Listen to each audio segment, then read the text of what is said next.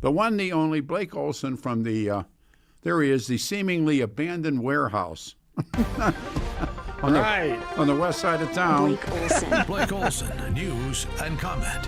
Hey, brother. Yeah. Good morning. Great show. Yeah, Love waking up to this. Just a couple different things.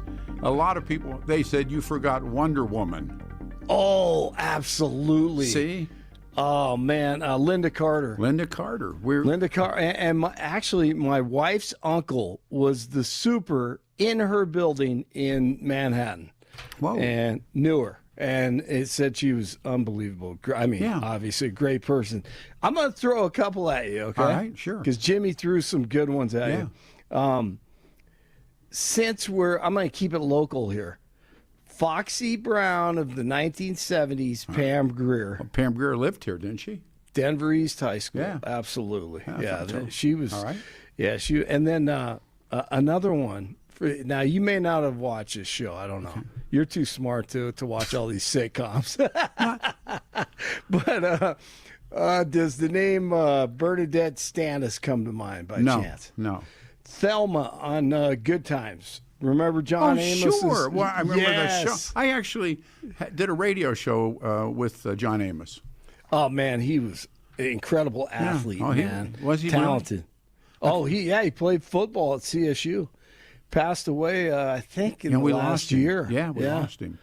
Yeah, I mean, that show, man. He was on Good Times. Yes. Yeah. And you know, my generation, a lot of the guys I went to college with at Troy, Alabama, we would talk about Thelma from Good Times. Everybody, oh, my God. She was the one. Wasn't Michael Jackson's sister on that show? Yeah, she was. Yeah. Yes, Janet Jackson was on that show. That's right. Yeah. I forgot about that. Absolutely. John Amos, we did a radio show. We talked a lot about television, because remember, he was the weatherman. He was the weatherman. Oh, yeah. On Mary Tyler Moore. Yeah. And exactly. There's one, Mary Tyler Moore. I thought Mary Tyler Moore was strong. Oh, no doubt. No doubt. And I also, forgot about that one. And we're talking, we've lost in this Reiner murders, but remember he played the meathead. He played Michael Stivic. He married Archie's daughter. Yeah, what was Sally Struthers? No, that wasn't Sally Struthers. That wasn't Sally Struthers? Oh, no, okay. Sally Struthers was, maybe you're right. I thought on All in the Family that was Sally Struthers. You're probably right. Kind of not in my actually I remember her very meathead, remember? Yes, called him meathead. God, that show was so good. The writing in that show, the best, and the acting, and Jean Stapleton was incredible. People don't give her enough credit for that. Played the dingbat. Yes. Yeah. So good, man. They played off of each other. They played, gee, I always did it. Oh, jeez. Yeah, I did that, remember? Right. The best one. Do you remember when Stretch Cunningham died? And Archie Stretch was Jewish, but he never knew it. Yes. There's great ones. They hit every subject, man. They weren't afraid. It was so good. I remember there's one of those episodes was a Christmas episode where Archie didn't get his bonus. and he was ashamed to say why he didn't get the bonus. And remember Sammy Davis Jr. came and saw him. Yes. And he gave Archie a kiss on the cheek. Yeah, and Archie's like, what are you doing? He almost did that. He actually sounded like my dad, like, geez. Yeah. A lot of dads. Oh. Hey, this is my son. What are you doing? And he called, and you are a meathead. Yes. How many fathers look at their son-in-laws as meatheads? And you fill the phone banks. And he did that. And you married a meathead. Right. And then it turned out that Archie's father called him a meathead. Yeah, that's right. But That's right. everybody got called a meathead. No, Exactly. it's really good stuff. So that's your awesome. ultimate, and because this turns out, and Bridget Bardot died, and she was 91, and she was way past that. But she was she was the sex symbol for me in 54, 55. Yeah. And that's when, the light gets turned on. You go, wait a minute. And I've always said this, like this idea that being gay is a choice. You hear that crap all the time. Well, I want to know when my choice was, because, it was like, I didn't think, well, geez. Real quick, name of the first girl you kissed. We've done this before. I know. Her name was June. Yeah. And, See, there it is. She was incredible.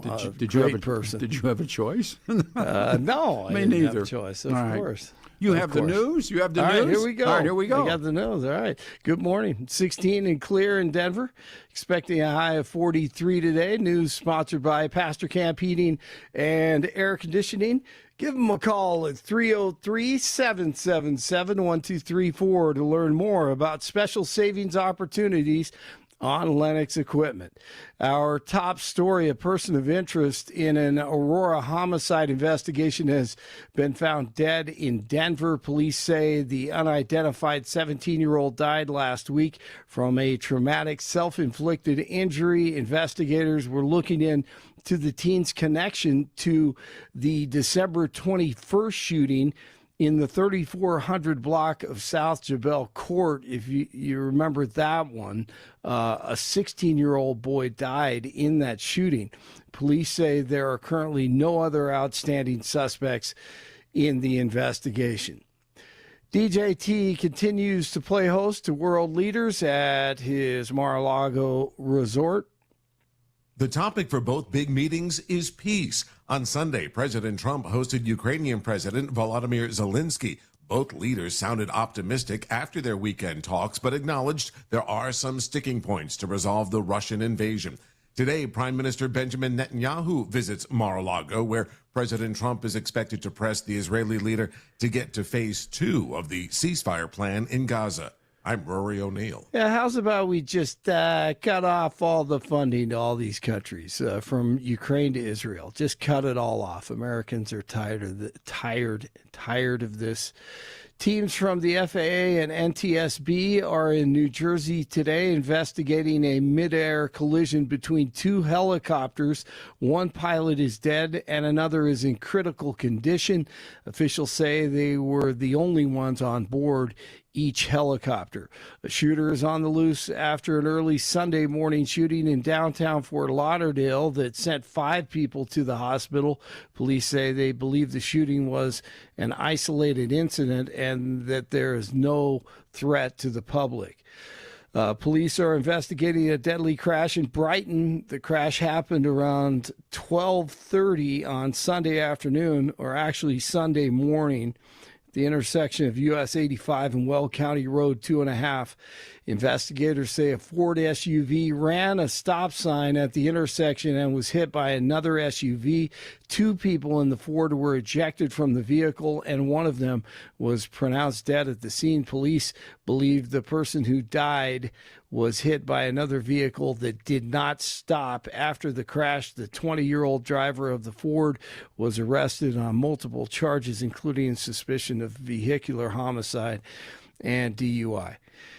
Kings at the Avs tonight, and the Nuggets at the Heat in South Florida.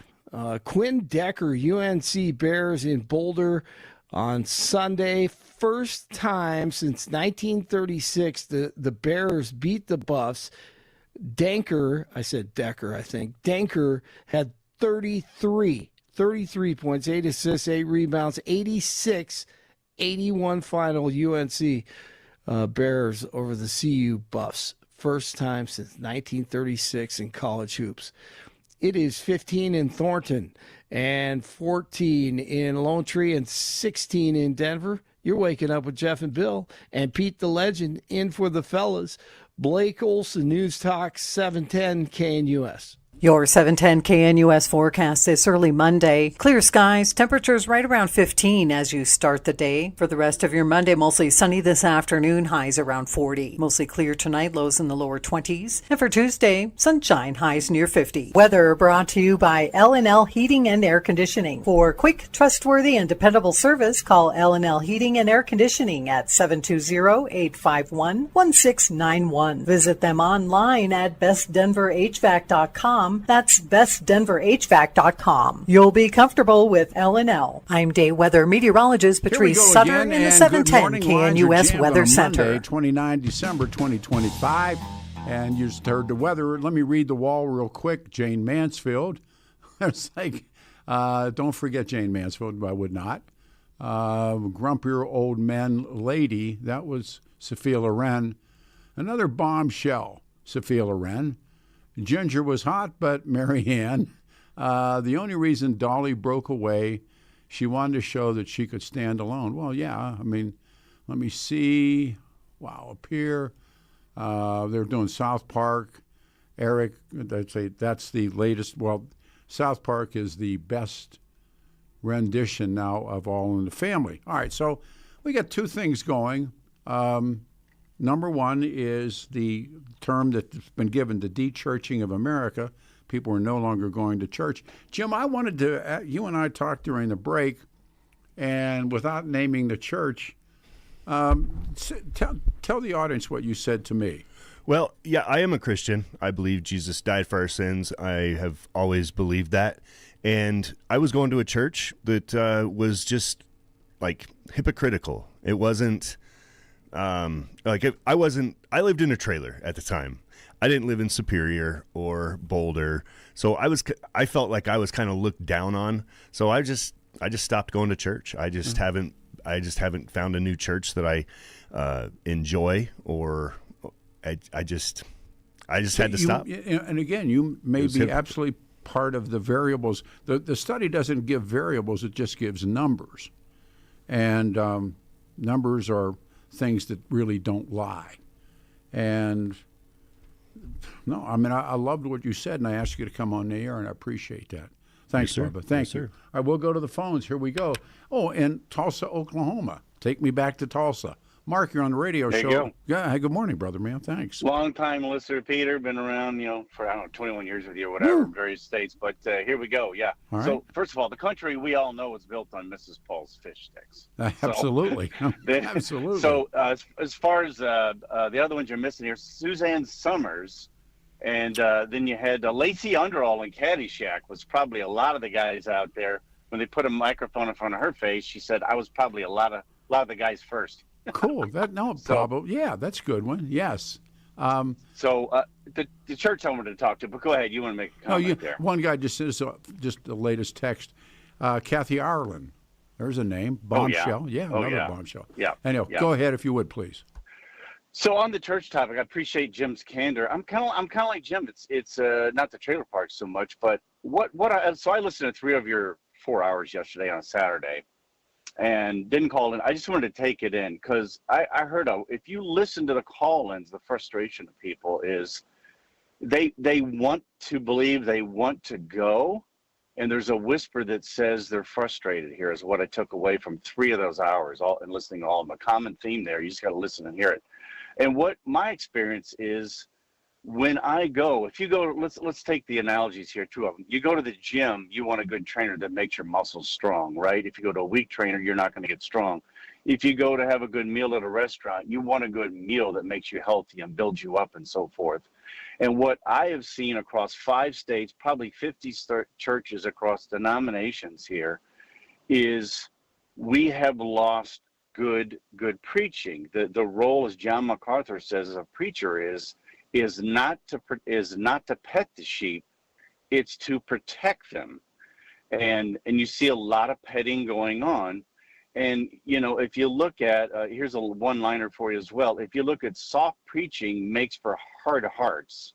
File save that. Yeah. Hard preaching makes for soft hearts. If you look at America at large, you see that the softening is a form of families, crime. Whatever, if I may, Whatever the variables are in the model, whatever the reasons, the pews in this country are emptying out. And agreed. And it began in the 90s, again, I read more stuff about this again last night, show prepping, but my sense of it, and like I said, just as a reader, is that there's a new map emerging of what this looks like. And the old religious map is disappearing. Yeah, and I agree. There's this secular, and I'm looking at the map of the country, the secular, decentralized, deeply fragmented, you can see it, and it's only now beginning to take shape. As far as the online, there is some math there when you look at about 20 to 30% of the people that quit going to regular church attendance. Stick with me on this topic here for a sec, because it continues to go this way and fills in some gaps. So about 20 to 30% who quit regularly attending in your numbers end up watching online. Of that, the drop-off on giving dramatically drops off, because now they can pick whatever church and flavor they'd like to see on a Sunday. Yeah, but so that drops off, which might explain why your churches are struggling to stay financially viable. And all the explanations. Listen, I mean, this is again from the study. 15,000 churches. Yeah, I'll read it to you. An unprecedented 15,000 churches expected to shut their doors this year. Far more than the few thousand expected to open. These are, denominational reports. These are church consultants, and the church. I'll read this part. Before the pandemic, a church should expect to lose about 15% of its members year over year, a rate of 1.2 million leaving churches annually nationally. But I mean, the study is spot on, but it doesn't explain the variables in the why. And I love Jim's. Do you attend church? I have fallen off quite a bit, and it's because I subscribe to a worldview that includes God. I do. Oh, all right. So I'm like many of your callers. And so what I have discussions with, and a common problem out here is people are wanting to go, but when they go, it's self-esteem teaching, which gets back to 1990s. Yeah. I'd like to think I'm pretty good, but when I put that X-ray machine, if you believe in God's word, and they do, against it, when it shines on the wall there, I'm a lot worse than I think I am. And I like who I am. I like my family. I love God. I love my country. And I love other people. But what I'm saying is the message, because it's been dumbed down, people go, and what they really want to hear is how they missed the mark. And the message of grace is the only thing that covers that. And I think there's a hunger. It's just people are not going to get a good meal, and they're not been getting one. So therefore, they don't go, Peter. I always loved the line out of Stephen King's The Shining when he said, when will it shine? And the response was, it'll shine when it shines. I thought, that's great call. And thanks, Mark. It was really well put together. Thank you. How do we stand here, pal? We're in good shape? 710 KNUS Denver's talk station. Let's go to Tony in Littleton. We have a line open. Tony, thanks for coming on the show. Hey, good morning. Morning, brother. So I am not a person of faith myself, but I'm curious about why the drop in the attendance. My theory is the church, I think, is experiencing a fracture. And anecdotally, first, I heard a story read in I think it was Times months ago about a pastor in the South, and I don't know what the denomination of the church was, and he finished the service that morning, and he was standing at the door saying goodbye to the congregation, and one of the gals in the congregation came up to him and said, why are you preaching all this liberal stuff? And he said, I'm preaching the teachings of Christ. And her response was, well, that's not good enough anymore. Yeah, that's not good enough anymore. Yeah. And so you've got this wing of the evangelical Christian wing, and then you've got churches that are just very focused on the teachings of Christ, and those are not one and the same. Well, but again, And let me pause. Let me pause you again. The statistical variances, the studies, there you have a universe that that universe is included with evangelical. Get on a list of different things, Roman Catholic. So the universe is the same. There's a great line in terms of what you were saying, that if you read Texas history, there was Ma and Pa Ferguson took turns, and Ma said, this is a great line, because they were fighting even then about what would be the languages in Texas schools, and Ma is alleged to have said, if English was good enough for Jesus Christ, it's good enough for the school children of Texas. And you can use, seems to me that you can use Jesus to do all kinds of different things with, but I'm sure you're right. I'm sure it plays out in this, but these numbers aren't lying. Yeah. Now, so the anecdotal story was the pastor, but now a personal experience is that we have a church in this state, and I'm not going to name the church. My daughter and her husband and her kids are members of this church, and this church has got a half a dozen different churches around the city, and every Sunday they've got thousands of people that are attending the church, and it's growing. It's a mega. It's a mega. And church, they do mission. My daughter and her family, they do missionary work in Central America on their vacations, and she teaches Sunday school, and the church is growing, and is healthy financially. It is just becoming a giant in this city. Well, I've gone to maybe half a dozen sermons, Sundays, and I've even went with my son-in-law to his men's group, and that church is so focused on the teachings of Christ. It just the messages of Christ. But remember, the interesting thing about, if I may again, the teachings, and the teachings were used to suppress slaves, and they were used to liberate slaves. Teachings were this. It's interpretive. It's a social science. It's not a hard science. It's a social science, and you can use it. The civil rights movement in this country came out of the churches, particularly the black churches in the South. In New England, the abolitionists came out of the churches, but people used the Klan used the church too as a weapon. Well, right, and that's Peter. That's my point. Yeah. So, while the churches were the impetus and the energy behind the civil rights, then later when especially about the time Reagan took office, you had another side of the church that was fighting the desegregation and fighting the civil rights, and so you've got these two wings of the that are now more than opposing one another. I would say there's probably five wings. I'm just saying that you've got one side that is like very, very, very pro-Trump, and the evangelical, and the other side considers that complete hypocrisy. All right, let me ask you, as we come to the break, the church of your daughter and her husband, pro-Trump or the other way around? They're anti-Trump, but the interesting thing is, in the 5-6 times I went, not once do they mention him by name, but their teachings. It would be hypocritical to put him on a pedestal based on the teachings of Christ, from their pastor. So you'll never hear the pastor say a single word about any political figure, but the message is clear.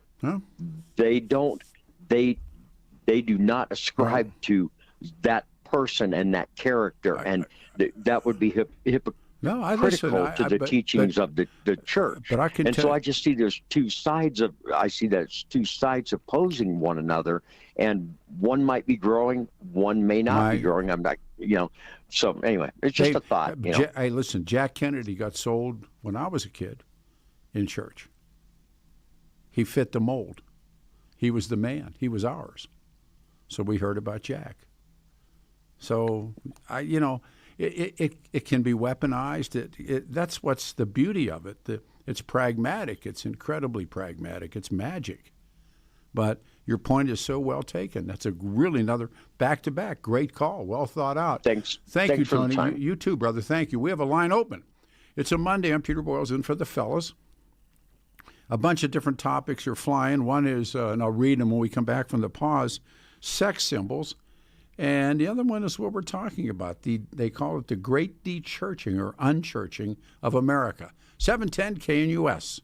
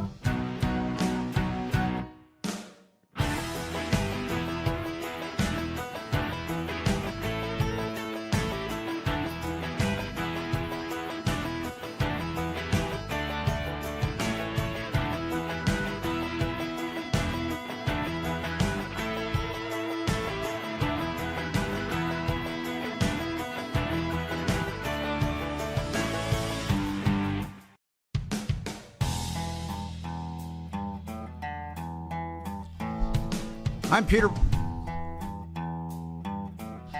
Boyles in for the fellas, and I'll have it all week. We'll have a New Year's Eve show and the day after New Year's Day. 43 the high today, and 48 tomorrow, and 58 on Wednesday. Lines are jammed. I want to read the wall real quick. Islam may be the fastest growing religion. The next one, Jesus saves, but Manhattan Jesus saves faster. All right, don't know what they mean. Jan Smithers, the young woman on WKRP. I actually met the actress. She was great. I thought she was more sexy and should have been Johnny Fever. But again, Johnny Fever, Mike McEwen, Johnny Fever. Let me see. Too many cliques and hierarchy in the realm of congregations. Again, I'm reading them to you. And Margaret, pardon me. Yeah, you're right. Julie Newmar is Catwoman. Has anyone said Pamela Anderson? Yes, they have. Kathy Ireland, we've been through this before. So we're doing the death of Bridget Bardot triggers sex symbols. Who was yours? And the other one that's, again, the studies that I've now, a couple of them that I put together on, the term that they use is the unchurching of America, that people are simply not going to church in spite of what people say. Where do we begin here? Line 3. All right, so we go to Jay in Wheat Ridge. Hey, Jay, you're on the show, man. Good morning. Thanks. Good morning, Peter. Good to hear you. Thank you. Hey, real quick on the religion thing, not what I call, but most of the people I know feel that there's about 1% God in the church and 99% money. So okay, that's kind of become what I think is going on. Maybe. But anyway, sex symbols from way back when. Yes. My dad used to just be in love with Lucille Ball. If you look at early pictures of her. Did you ever? Thank you. Did you ever see the early pictures of her? She was strong.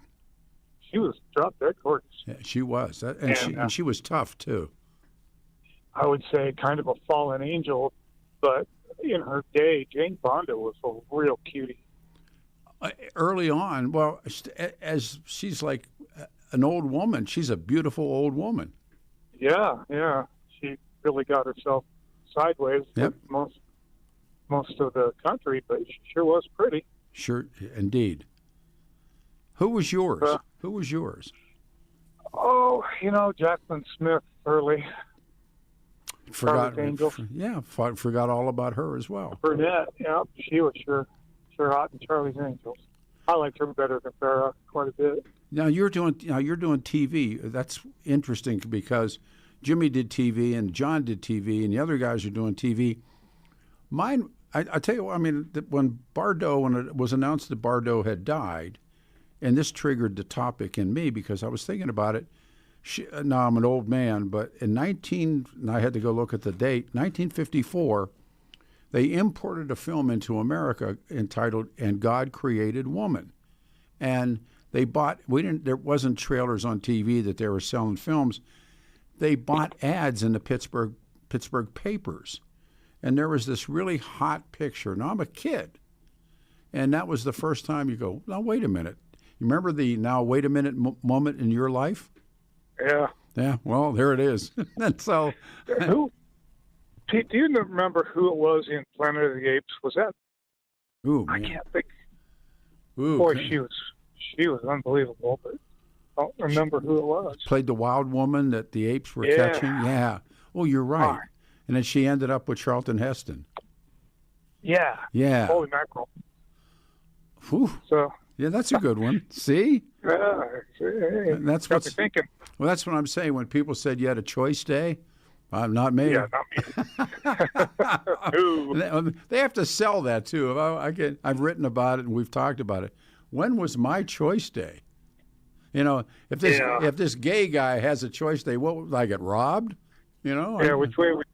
Why would you choose to get beat up? As I said it too. Why would you choose to have guys lump on you when you're like going to school? But I never had it. Where was my choice day? Plus, you double your chances for a date on Friday night. Well, that's true. But, I mean, come on. But I didn't get a choice day. I love you, man. Great call. Thank you. All right, we go up here. in Lakewood. This is Greg. There is one line open, 303-696-1971. Made it to a Monday. Brother, you're on the show. Peter, the great one-eyed king. My man. I think Jane Mansfield was the first woman I saw without her shirt on, that I remember. Oh, wow. Okay. But, every Sunday night, this tall, sultry, dark-haired woman with a short, nerdy boyfriend was on Sunday nights. Cher. Sonny, yeah. Yeah, he gave hope, Yeah, I interviewed Sonny Bono when he was a congressman. For real. And it was a phone interview. But you're right about Cher. She was hot. She was and strong. Her and Greg Allman. That must have been a team. That's right. And, I think she's still alive. And last time absolutely. I saw her, absolutely. She's still pretty hot. Oh, yes. Yes, indeed. And, no, she was, and she always did a couple of tunes, and when they had the Sonny and Cher show that was apparently did really well in the ratings, but she would do like Gypsies, Tramps, and Thieves. Remember all that stuff? And she had a and Sonny. Oh, she wrecked Sonny's life, man, or Sonny wrecked hers. I wasn't sure, but when she ended up with Greg Allman, Faye had a story about Greg Allman on heroin and Sonny and not Sonny, but Cher, and Cher's walking him around trying to bring him back, and I'm a big Allman Brothers fan. I love the Allman Brothers, but when you asked about a hottie local, she's not a Denver person, but I asked Santa Claus for a Lauren Boebert. Lauren Boebert's hot.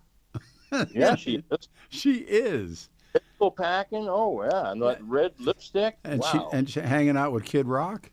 And that's getting busted at the DCP and lying about it. Yeah, that's my kind of woman. Like carrying heaters and hanging out. She should do a poster. She should do a burlesque poster with the pistols, man. That would be hot. I know, but carrying the heat, man. She's you're not gonna cross her, man. She'll smoke you, but I hear you. But I grew up in the Episcopal Church, right. and which is Catholic light, basically. Sure. It's all the ritual with 1/3 the guilt. That's Henry's church. Yeah. That's right. And I, like you, I was an altar boy, and we did bells and smells, and eventually it just became that's where you went and trolled for babes, and you got to. We need her on here. Right. But I actually got excommunicated 3 times. No. Yeah, and one of them was by the bishop that was posing with the Ramseys out in front of the Episcopal Church up there in Boulder. Well, no, that was his name was Roll Hoverstock was his name. Right. He was one of the very many mouthpieces for the Ramseys. That's right. Yep. And he was the first one to excommunicate me, and it was because I was part of the church leadership later on, and I stood up against blessing same-sex marriages. I said no, and I wasn't because I was anti-homosexual. It's because I said you can't stand up at the pulpit and say it's okay to cheat on your wife, it's okay to on your income taxes, it's okay to speed in the school zone. You can't do it. But that's the point of religion is pragmatic. It's if you know the history of Christianity moving through Europe, that's just what we went through was Christmas, and Christmas is a pagan holiday and adapted by the Christians. Well, so is Easter. Well, the terms itself, Easter, the term itself is a pagan is a holiday, but that's. But the other 2 times I got excommunicated was over stewardship. Pledging. There are 2 times. Where they say, and it's about this time of year, right after what they call Advent. You remember that? Sure. They start the stewardship campaign, and they'll sit up there and say, "Well, you got to pledge. You got to tell us how much you're going to give us this year." And they would beat up these little old ladies that were living on their husbands' pensions, saying they're not giving enough, And they said, "Well, and they said it's about outreach. It's about outreach." But once it's established that you can buy your way in. And that's how all those television evangelist work. The bakers and the rest of them was send me money. And Right.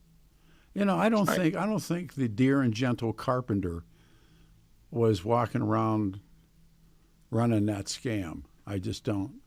But No, he's a homeless guy, no, He really.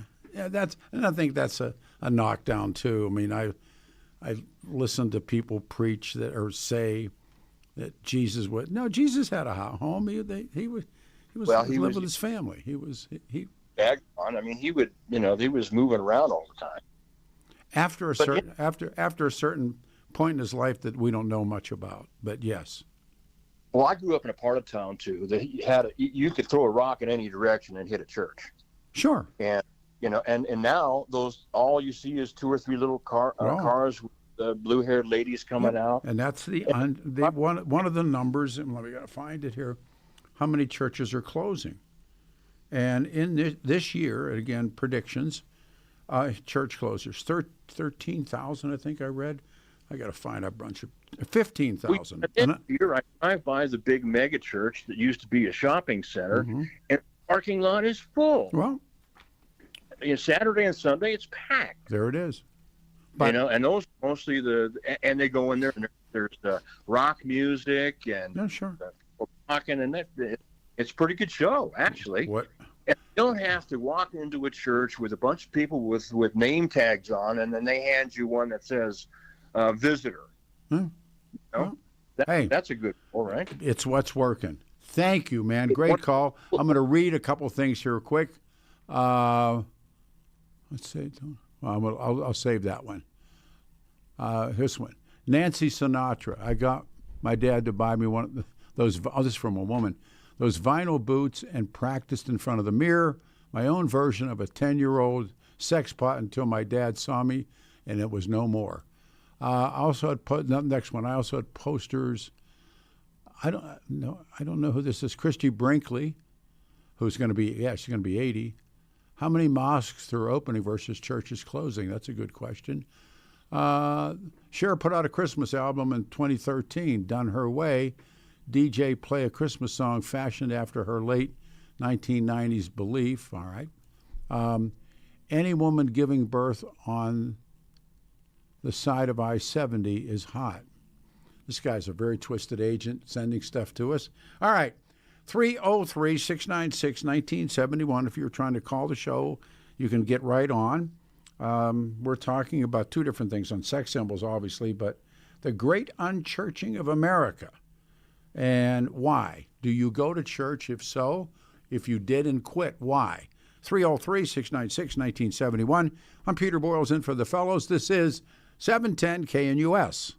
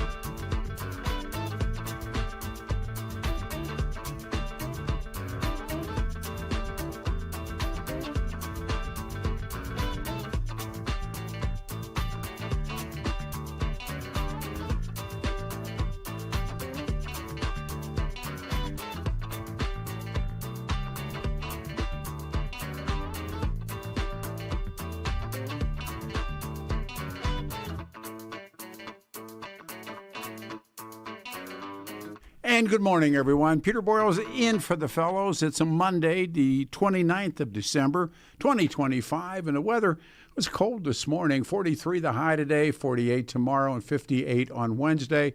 So I'll work today, tomorrow, the next day. Then we're off to New Year's. Come back the next day, work Friday and Saturday. It's like being on the job again. Sex symbols, and here's a bunch of them again. And then this series of studies that you can tie together on what is dubbed, not by me, but by the people who are doing the studies, as the Great Unchurching of America. And the United States is undergoing its fastest religious shift in modern history. The rapid decrease in people attending services, and that could be shuls, temples, tabernacles, you get on the line. And again, it is, and what do you think is happening and why? The one variable which I thought was interesting is inside the Republican Party, or within the Republican Party, which is the largest group of white Christians. 68% are in the Republican Party.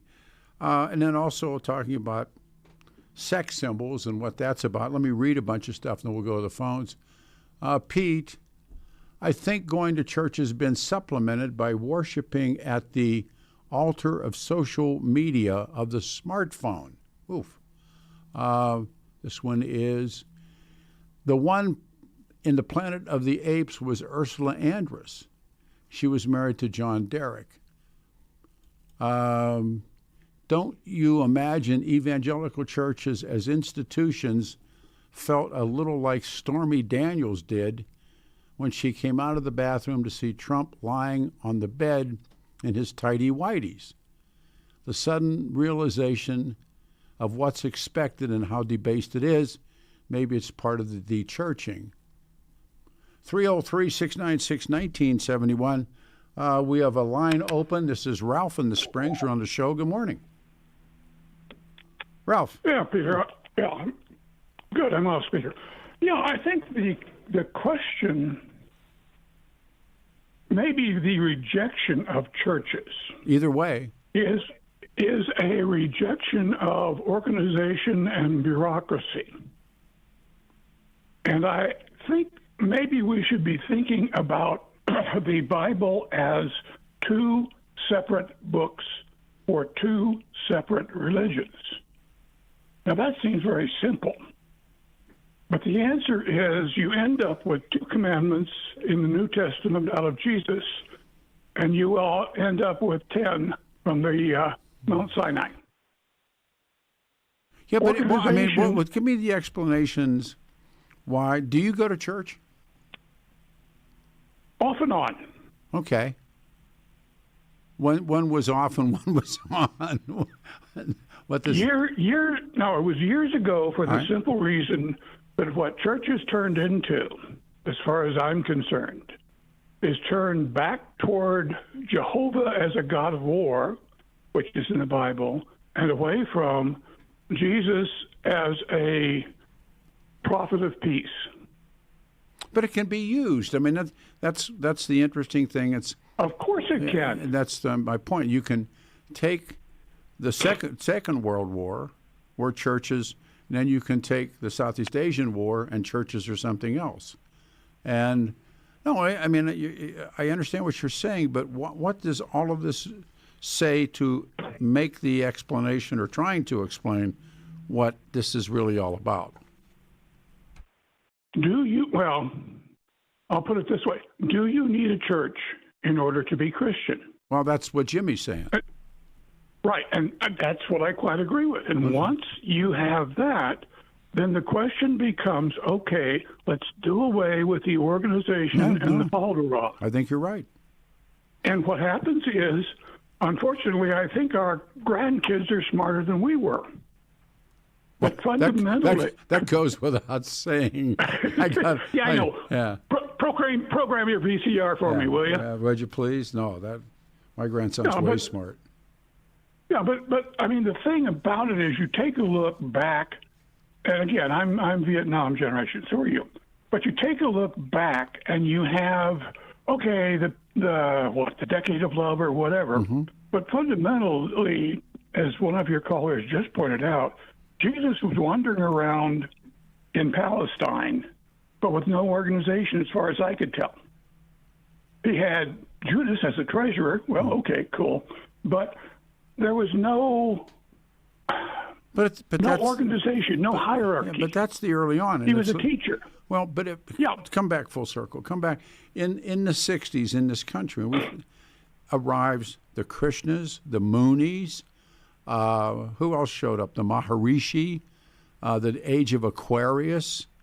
And I think it ran parallel with the total rejection of, you got Southeast Asia, you got Watergate, you got Nixon, you got all these different things. And people, and I have this theory, and I think it's provable, that when Gerald Ford said no, when Gerald Ford said, I'm not going to renew the bombing, the war is over, when Richard Nixon resigns, everything changes. I was working in radio as a traffic reporter, writer. I got a job working in discotheques, and I doing all these things at one. But the styles change, the clothes change, the music changes, the whole anti-establishment. It becomes disco. The drugs change. LSD goes out the window. People bring in cocaine. I mean, I saw it all. I witnessed it, and all of a sudden, it's a different boogie. And what happens? Jimmy Carter becomes president. That's what I watched. But in the middle of all of that stuff, and when's the last time you saw Krishnas dancing around in the street, Ralph? God knows. All right, when's the last time the Moonies tried to sell you flowers? Sure, but I mean, when's the last time you saw, what is it, Jimmy and Tammy Faye on TV? Well, they went to prison. He went to prison. That's my point. But he's back on. He's on running a scam. You can get him. You can see him. He's running a bigger scam than he ran before. But I think she's passed away, and he went to the joint. So, But think about it this way, Peter. What you've got is the church decided what was in the Bible only. I understand. I think it's over 200 years after Jesus was running around in Palestine. Sure. So you have an organization already there that had created itself and now was doing what organizations do, which is protecting the organization. And that's why I say, Ralph, why are people not going to church? I think because it's a rejection of the organization. What we are taught to do these days, whether it be woke or not, is think for ourselves. And when I was growing up, and when you were growing up, was that the case? No, I mean the world that you and I grew up in was so totally different than this world. Precisely. I mean beyond that, and it's. But again, where America loses itself, after, and we've been over this thousands of times, the Kennedy assassination is the beginning. Nixon, the rest of it, the Clintons, what George Bush and Dick Cheney did, what Lyndon Johnson did. I mean, we lost our way, and have we gained it back? I got to jump, Ralph, as always. 303-696-1971. Have you quit church? If so, why? 303-696-1971.